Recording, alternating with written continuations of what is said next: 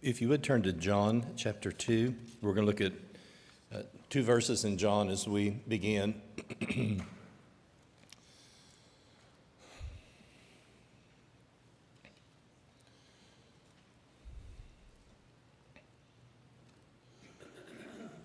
We appropriately use the word context in different ways, and it is a very significant and very important word.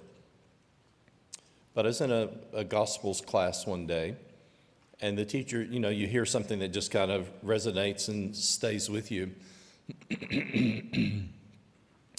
And the teacher said, we don't have to do this all the time, but, and like for example, if this microphone is the cross, he said it would help us to not read into the cross what we know 2,000 years later. And he said there are times that if you would just walk with the apostles, but be on their side of the cross and come to these events, he said while they misunderstood much of the detail of what Jesus was doing, nonetheless, that is the context from which our gospel accounts are written. They really don't understand what's about to happen. And there's three of these. We're just going to do one today. If you read in the Gospel of John chapter 2, and Jesus is going to cleanse the temple in the middle of this chapter, and they ask, what sign will you do? In verse 18, destroy this temple, and in 3 days I'll build it again.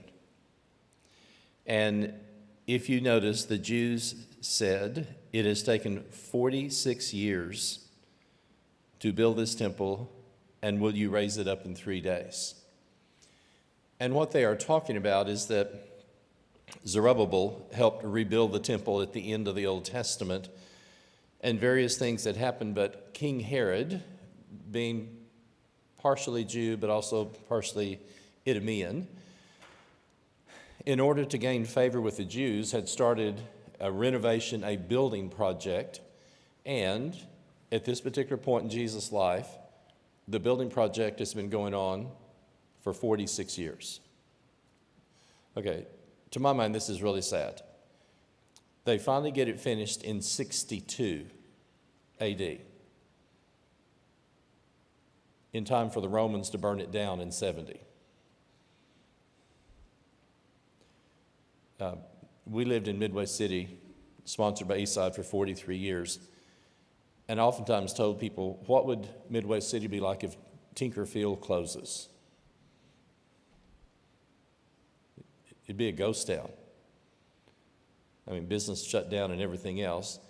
And so in 62 AD, the temple is finished, and families have been working on the temple and have had income for over a century on this remodeling project. And now all of a sudden, entire generations of people are unemployed because this has been their employment for nearly 100 years. Part of what contributed to the ferment and the unsettling, which caused the Romans to come in and created the war against Rome, and the temple's actually destroyed. But when Jesus says, destroy this temple in 3 days, I'll build it again, notice what John says in chapter 2, verse 21. But he was speaking about the temple of his body. And then here's our verse, and we're going to do a parenthesis today. The first one's in 2:22. When therefore he was raised from the dead, his disciples remembered that he had said this, and I'm inserting the word then, it's not in the text, but it's like then they believed the scripture and the word that Jesus had spoken. Can I say it this way? The light didn't come on, and they did not understand. And it's not just going to be this, it's just going to be, I think, the majority of the ministry of Jesus. But it is not until he is raised from the dead, and then the disciples remember, and they're going to remember two things. They're going to believe the things that were written in Scripture, and they're going to believe the things that he said. Today we're going to focus primarily on the things that he said, but before we do that, let's go ahead and turn to chapter 12. And the triumphal entry has just taken place. Jesus is coming into Jerusalem for the last time. And you think if you're one of the religious leaders, there's a lot of heartburn going on because people are pulling down palm branches and putting down robes and Hail King of David and all these other things. But notice 12:16. His disciples did not understand these things at first, but when Jesus was glorified, then they remembered that these things had been written about him and had been done to him. And as we go through today, we're going to just notice just a cluster, a variety of times and ways and circumstances where Jesus predicted his coming death. And we never are fast and loose with Scripture, but I was in a class and the teacher said, when you see this word glorified in John, he said you can actually substitute the word crucified and not change the meaning of what he's talking about. And for the average person in the first century, and I don't quite know how to say this, but so just kind of work with me. Thankfully, for those of us who have never witnessed a crucifixion, literally, and I'm talking about someone dying on a cross with our own eyes, we kind of see this in our mind's eye and we can imagine, but I doubt that, I'll just speak for myself. I did not watch the Jesus crucifixion movie. I just don't do blood very well, okay? In terms of all the details, Working on the farm, I've dissected baby lambs inside their mother that have dead, have sewed animals up. Everything's okay with animals, and then when it goes to people, Sheila and I have been in hospital rooms, and I start turning green, and she takes over, and I quietly exit so they don't have to carry me out. Sophomore in high school, we go in the auditorium, it's pretty warm. They say, so we're going to watch an open heart surgery film today. I didn't watch one bit of it, and halfway through it, they carried me out. It's kind of embarrassing when you're on the football team and three guys have to carry you out of the auditorium. So I just don't do human blood very well, so I just didn't watch that. No one in the first century would use the word glorified for crucified. And what we're going to see today is that one of the great proofs about Jesus being the Son of God is the specificity and the details and the variety of ways that in one way or another he said, I'm going to be crucified and I'm going to die. So what I want us to notice today, and our central idea at the very top, is fulfilled prophecy was one of the proofs that Jesus was sent from God. And we're not going to do the prophecies that were written in the Old Testament, but again, going on their side of the cross. And I'm in a courtroom, for example. If you were just a neutral person on a jury and witness was presented only from Peter, James, and John about Jesus, then legitimately you could say as you weigh the evidence, well, they were biased and they wanted to turn out this way. But here's something I think about often. Who were the people who received the prophecies over 1,500 years? The people who killed him. Let me say the same thing again. Who received the prophecies? Like, for example, Isaiah 53, 700 years before. Lord, who has believed our report? To whom has the arm of the Lord been revealed? He will grow up before him as a tender plant, as a shoot out of dry ground. He has no form or comeliness that we should desire him. He was despised and afflicted by me, and a man of sorrows and acquainted with grief. Who got that? Isaiah, and he's Jewish. And the people to whom and through whom God gave probably over 300 prophecies about the coming of Jesus over these years are the people who also crucified him. And when we look at the prophecies that Jesus then is going to make about himself, I use the expression under the word aim. Some are clearly spoken. He just, black and white, just says, this is what's going to happen and this is going to take place. But there are also some other kind of subtle comments about the coming of the crucifixion. Earl West, in the previous century, was one of our premier historians about the Restoration movement coming from Scotland and England to America. And in a class one day, he said, when you read the preaching of the pioneer prophets, literally as they head east and move westward and the churches are established, he said, when you read their sermons and their lessons, they oftentimes spoke of Jesus in terms of he was a prophet, he was a priest, and he was the king. And he said those were three themes that came up an awful lot in the pioneer preaching in the 1800s as both the country and the church is moving westward. And prophet, priest will be from the book of Hebrews, and king. And today we're going to look at the term prophet. And we want to notice specifically examples of ways and times where Jesus predicted, now guys, this is what's going to happen. This is what is going to take place. But if you look at 1:2, and we're back with Moses, so we're going back 1,500 years before Jesus. Deuteronomy is the second giving of the law, and before Moses dies, then he gathers the people together and does these summaries of what God had done and what he has worked with them. And we're going to read parts of Deuteronomy 18, and the whole section is 15 through 22. I've left some verses out. But listen to what Moses said, and this is going to happen with Jesus 1,500 years later.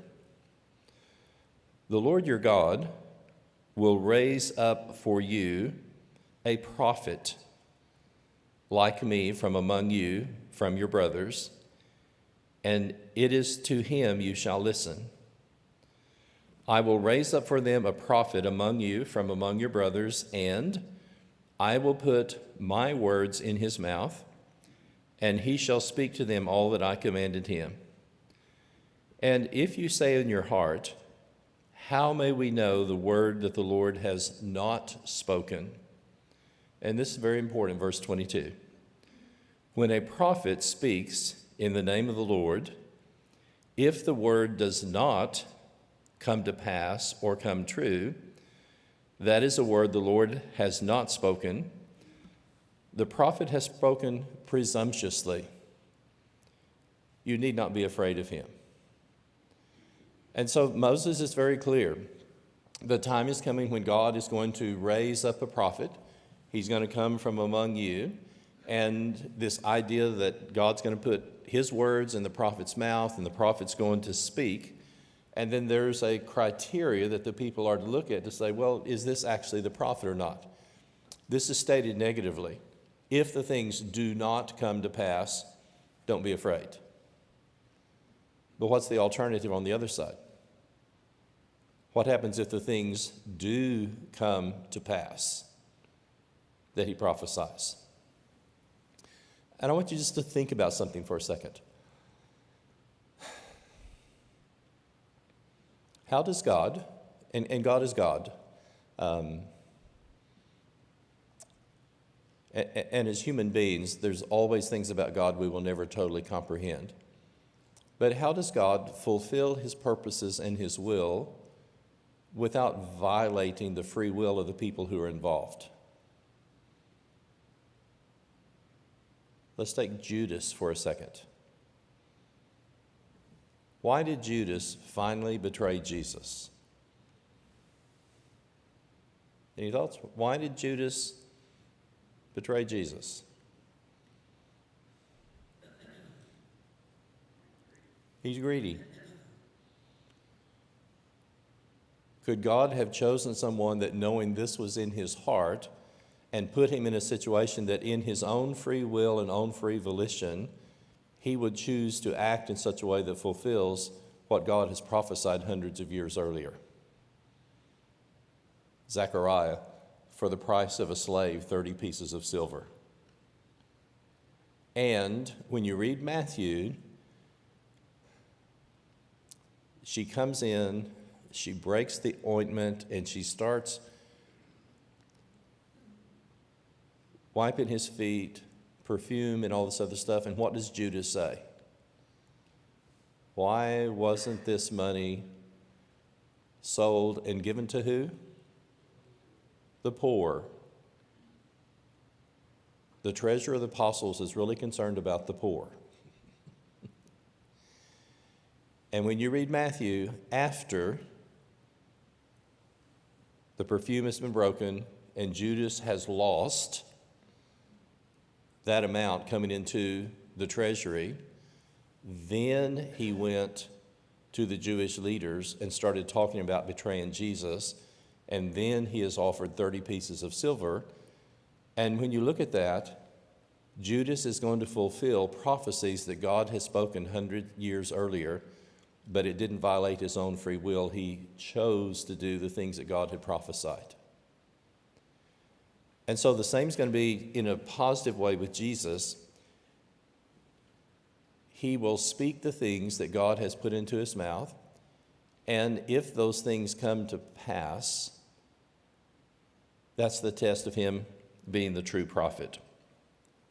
We did this last week, and we never have exactly the same people, and we're going to come back to these, but let me just mention this as an example, and then we're going to turn the page and just look at some samples. We mentioned last week, and I like to call it the heart of the book of Mark, are these 3 times, and 8:30, 9:30, and 10:30. We always watch the evening news at our house, and I just got to thinking, after supper, 8:30, 9:30, and 10:30. So right here in the middle, in the heart of Luke, are 3 times where Jesus very specifically says, we're going to Jerusalem. The Son of Man is going to be betrayed. And very specific details are given, and either the word killed or crucified will be used, and he will say, on the 3rd day he will rise again. And so we're not going to read these right now, but I just wanted to notice them. And we did a parenthesis last week, and before the prophecy in 8:31, Jesus heals a blind man. And he does it twice because the man says, I can see, but it looks like people walking like trees. And I don't think Jesus didn't have the power to do it. I think it took 2 different times for the healing to take place. And then at the end of the 3rd one in Mark 10, you'll come to 10:46, Jesus also heals another blind man. And when I read this, I think Mark is inviting us to ask, who's really blind? And in the same way that it's not all going to take place in the first healing with the first blind man, neither are the apostles going to receive spiritual sight the first time through. And this is why when you read in the Gospel of John, particularly in chapter 16, in the upper room, Jesus says, howbeit when he, the Spirit of truth, is come, he will guide you into all truth, and he will bring to your remembrance all the things that I have said. And when I read just the total misconception that the apostles had of the ministry of Jesus, that's why the Spirit needed to come. 1, he will guide you into all truth. And 2, he will bring to your remembrance. And again, if here's the cross on the other side, this is what Jesus said. He predicted that these things would happen, and you guys were eyewitnesses of every detail that took place. The cross took place. And I always ask myself, where are the apostles on the first day of the week? They're not anywhere near the tomb. And that's why I always think the ladies had a closer understanding of what was going to happen than anyone else, except in their efforts to take care of him, we mentioned this last week, what do they have in their hands when they come to the tomb? They have spices, which tells us they expect to find a dead body. So nobody got it. The nearest people who understood were the religious leaders, the Jewish leaders. Pilate, we remember when this impostor was alive, he said that he was going to be raised on the third day. Set a guard at the tomb, lest his disciples come and steal the body, and the last deception will be worse than the first. And the irony to me, and here's this parenthesis of the blind people, all of the people closest to Jesus didn't understand and didn't get it, but nonetheless, he keeps saying very specifically, this is going to happen and this is going to take place. And God raised up a prophet, and those things did come to pass. I'd like for us to turn the page. And if you're listening to us online, if you have a sheet of paper, you may just want to write these down. We're not going to spend a great amount of time on them. And I use the word samples. I'm sure there's others. But here are at least 23 times where either very specifically, this is what's going to happen, or in some ways more subtly that they will only understand later, then how do you know if he's a prophet? If the things he says do not come to pass, do not listen to him. But what I want you to notice is that look at the frequency and the amount of time that Jesus predicted these things. Let me just explain one thing real quickly. On our Monday night class, we use something called the gospel train, and it's a way to kind of put the events in the life of Jesus in, first of all, years and then in seasons. And obviously these are not in the text, but a lot of study's been done. And for these approximate dates, which I'm going to have in parentheses, then they will begin the ministry of Jesus in the fall of 26, and the first year then will be 27, and then 28 and 29, and then he'll be crucified in the spring of 30. Some will push that later, but you can kind of begin to see, at least for one approximate calculation, as we go through, I want you to notice the time with these things happen, and here's going to be the bottom line. The majority of them are said within a year of the cross. And so we mentioned this last week. I'm empathetic with the apostles because they've been with him in some cases nearly 2.5 years, and then all of a sudden he starts getting killed. And it's kind of like, where did this come from? You know, everything's been good so far because we're all worried about sitting on the right hand and the left hand and who's going to be the greatest, and everything's really focused. And it's like, my dad would say, has he been out in the sun too long? Why on earth is he talking about dying and going to a cross? But notice these. Matthew 9:15, and this was the earliest one that I could find, approximately the spring of 28. Jesus is talking about, when the bridegroom is taken away, then they will mourn. That's pretty subtle, but let's keep reading. In Mark chapter 12, 39 through 40, and this is going to be one of the most frequently repeated signs, he will say, no sign will be given to this generation except the sign of the prophet Jonah. Okay, put yourself on this side of the cross, and if that's all that Jesus says, the sign of the prophet Jonah, no one's going to get it. No one's going to understand at that particular time. I put these three in bold that we had on the other side because then Jesus then starts being very, very specific. And if you'll notice, this is the summer of 29. So this appears to be the summer before he's crucified the next April. So we're within a year of the cross for all the rest of these. Jesus says, we're going to Jerusalem. The Son of Man is a term especially from Ezekiel, but it's also given a reference in Daniel. And the Son of Man and suffering are often kind of synonyms. We're going to Jerusalem. The Son of Man will suffer. He will be rejected. He will be killed. and he will rise in 3 days. And this to me is the earliest, most specific, detailed promise about the coming of the crucifixion. That same year, and they're in the upper area, Upper Galilee, Luke gives us this wonderful transition statement. And I always kind of put blinkers on like they put on racehorses. 9:51, Jesus sets his face toward Jerusalem. Everything else that has been done, the ministry up in Galilee, all the preaching and teaching and healing, all of that is behind him, and it's kind of like, we're going to Jerusalem to die. And he sets his face toward Jerusalem. As they start on that journey, here's our second really, really clear prophecy. He will be delivered to the Gentiles. They will kill him, and on the third day he will rise again.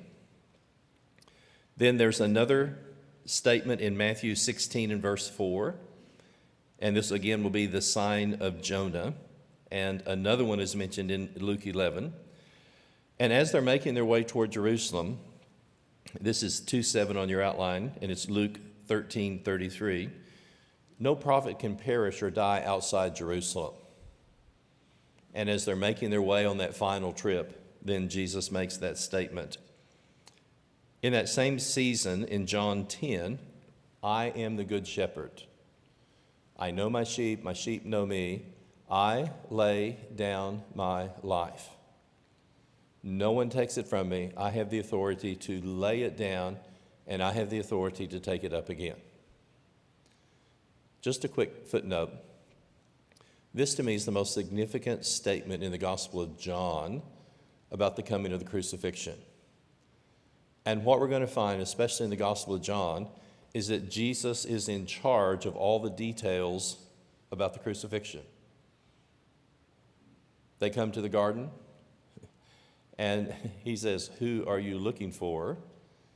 And they said, Jesus of Nazareth. And he says, I am he. And they all fall down. As they get up, he repeats that. And then the prisoner says to the captors, you see these guys over here? You let them go. And then he surrenders himself to them. As he comes to Pilate, he only speaks to give Pilate enough information to crucify. And the word in John is the word Gabbatha. It's the judgment seat. And Greek is very specific, but when you read about the judgment seat, it's not clear who's sitting and who's standing. You know our song? Pilate is who is standing in Pilate's hall, friendless, forsaken, betrayed by all. And at the judgment seat, Jesus is in charge of the details and gives just enough information to be crucified. I lay down my life. When he says it is finished, what does he do? He gives up his spirit. Very significant prophecy. Then here's the third one from Mark. So we're in the spring of 30. Mark 10, will be delivered, condemned, handed over, mocked, spit, flogged, killed. 3 days he will rise. Then in Luke 17:25, he will suffer and be rejected. And then during the last week, so we're within the vicinity of Jerusalem, Jesus tells two parables about either tenants or, well, let's do it that way, either sons or tenants being killed. And the religious leaders are going to figure out that he's actually talking about them. And the servants kill the owner's son. But look at Matthew 26:2. How specific is this? The Passover is 2 days away, and the Son of Man will be handed over to be crucified. So these are statements primarily from Matthew, Mark, and Luke. Notice these from John. They were seeking to kill him. You'll find that in John 7:1, and then later in verses 19 through 20, and then in John 8:37 through 40. There's another one that I didn't put down in chapter 11 going into 12. After Lazarus is raised from the dead, they are making plans to kill Jesus, and they're also making plans to kill Lazarus. Very specific terminology. Here's our word glorified that we looked at earlier. The Spirit in John 7:39 had not been given. Jesus had not yet been glorified. And notice, and we'll always stick with the word glorified, but Leon Morris, he said, after reading the Gospel of John for 50 years out of my Greek New Testament, nearly every time I hear the word glorified, I have this echo of the word crucified. And he said the irony is that nobody in the first century would ever have associated and have brought together being glorified and being crucified. John 12:16, when Jesus had been glorified, they remembered these things that had been written about him that had been done. John 12:23, the hour has come for the Son of Man to be glorified. And this is always tragic. John 13:31, when Judas had gone out, Jesus said, now the Son of God is glorified, and God is glorified in him. When you read the text, and I believe it's in John, John says, Judas went out, and it was night. And Leon Moore said, it was dark outside, and it was dark in Judas's soul. And Judas left the light of the world to betray him for 30 pieces of silver. Then in John 2:19 through 22, we looked at this. Destroy the temple, in 3 days I will raise it up again. And then there are three terms where we're going from Jonah as Jonah was in the belly of the fish 3 days and 3 nights, so the Son of Man will be in the heart of the earth 3 days and 3 nights. And then this expression is used, Moses lifted up the serpent. And remember, the people had sinned and God was angry and serpents were biting them, and they made this serpent and they lifted up, and all who saw this were not killed. And speaking to Nicodemus, Moses lifted up the serpent, and so must the Son of Man be lifted up. Nicodemus has no idea. That will only make sense later. John 8:28, when I have been lifted up, and you'll see the same thing in chapter 12, 32 through 34. When I am lifted up, I will draw all men unto me. And these latter ones to me are much more oblique. They would not be as obvious. But what I want you to see, and again, these are samples, and let's come over to this side of the cross. And if we're one of the apostles and we get to looking back over and over and over and again, we now remember, look at all the information and all the details that Jesus gave us about his coming death. And while at the time we didn't understand, looking back, here is absolute proof this man was sent from God. Because none of the events of the crucifixion happened with the help of the apostles. Absolutely clueless in terms of what was going to take place. What I'd like to notice, these last two things. Some of the prophecies are straightforward. Some are a little more subtle. But as he sets his face up in Galilee and makes the trip down, then Jesus steadfastly is going to Jerusalem to die on the cross in fulfillment, first of all, to written prophecies in the Old Testament, and secondly, to verify that he is prophet. He's able to predict with absolute certainty and detail the things that were going to take place. If you turn back to the first page, we'll do these 4 things, and that will be our lesson for today. We're back with Moses 1,500 years earlier. And what did Moses say? If these things do not come to pass, he has spoken presumptuously. Do not be afraid of him and do not listen to him. Deuteronomy 18. And what I want us to notice today is that look at all the things that did take place that Jesus prophesied on his side of the cross well before they happened. with no understanding and no help at all from the apostles. And if he has spoken from God, listen to him. I mentioned this even a year or so ago, and I know this is kind of trite, but this is what I think of. We had some smaller farm ponds that, like things are going on right now, as they got dry, we would try to remove any of the larger fish that we could, because as the water goes down, the oxygen level falls. And it just makes you sick to kind of come over the hill, and here's a 6 or 8 pound bass belly up and has just died because there's not enough oxygen. You know, turtles are getting something. So we would literally try to seine them out of these smaller ponds and put them in deeper water. And if you're thigh deep in mud and then trying to pull this seine and trying to get to the other side to get them out, it's just a huge, huge effort. And you need somebody in the middle to try to hold it to the bottom. And then some of the bigger ones are going to jump over the net. And we've been hit in the face with like a 5 pound bass jumping over the net. But here's the deal. Every turtle in the pond is going like this as hard as they can the other direction while you're trying to take the net to the shore. And sometimes we've had 50 or 60 turtles in this net, and every one of them is doing everything they can to go the other direction to keep us from getting the fish out to try to save them.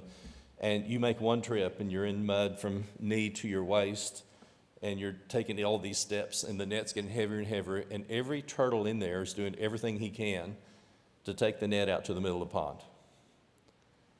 That's what I think of when I read about the 12 apostles. You're going to die? Peter takes him aside and rebukes him. And what's ironic is that the will of God is going to be done, and we'll state this in a different way in a second. May I say it this way? In spite of everything that the apostles did. And a part of the proof that you are the Son of God is that he was the only one who both understood and who did the will of God in the Gospels. And it's only going to be after that they understand and come on board. And that's why I love this little expression. Starting in Acts 2, the gospel they preached was the gospel that first had changed their lives. None of them got it at the time. They all had to have some type of a conversion experience because none of them understood while they were with him in the flesh. So, number 2, the closer we get to the cross, Jesus talks more and more about his impending death. And like I said, you can just notice, and these are 23 references, and the vast majority of them are within literally the last few months. And look at these metaphors. Moses lifting up a servant, Jonah in the heart of the earth, and you'll have references to parables of killing heirs and sons. But here's number 4. God's will and his plan to save the world by the death of his son was done in spite of, and these two things are just stuck in my mind. One, I use the word malice in terms of hatred and envy. In spite of the malice of the Jewish leaders, and in spite of the misunderstanding of the people who were closest to him. So 2 verses as Acts begins. This Jesus delivered up according to, and what is it? The definite plan and foreknowledge of God, you crucified and killed by the hands of lawless men. You killed, Acts 3, the author of life, whom God raised from the dead. And I just end with, just as Jesus said it was going to happen. He is the prophet that God raised up among them. Listen to him.